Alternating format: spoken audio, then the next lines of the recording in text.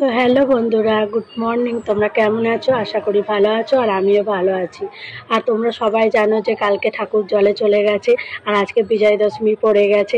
তো আমার তরফ থেকে জানাই ছোটদের অনেক অনেক ভালোবাসা, আর বড়দের জানাই আমার তরফ থেকে প্রণাম। আর হ্যাঁ, তোমাদের জানানোই হয়নি যে আমি বাপের বাড়িতে চলে এসেছি। প্রত্যেক বছর অষ্টমীর দিন বাপের বাড়িতে আসি, এবারে এসেছি নবমীর দিন। তো দশমীটা বাপের বাড়িতেই কাটালাম। ভালো, আসছে বছর আবার হবে, একটা বছরের অপেক্ষায় রইলাম।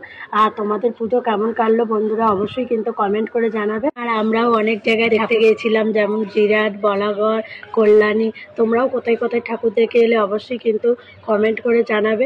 আর আমার ভয়েস শুনে বুঝতেই পারছো যে শরীরের অবস্থা খুব একটা ভালো নয়, শরীরটা প্রচুরই খারাপ, প্রচুর ঠান্ডা লেগে গেছে। যেহেতু ভোরবেলা ওঠা, রাত 2টোর সময় মানে রেডি হয়ে ঠাকুর দেখতে বেরোনো, তো বুঝতেই পারছো ওই হিসাবে এত ঠান্ডা লেগে গেছে যে তোমাদের বলে বোঝাতে পারবো না। আর তোমরাও কোথায় কোথায় ঠাকুর দেখতে গেলে অবশ্যই কিন্তু কমেন্ট করে জানাবে।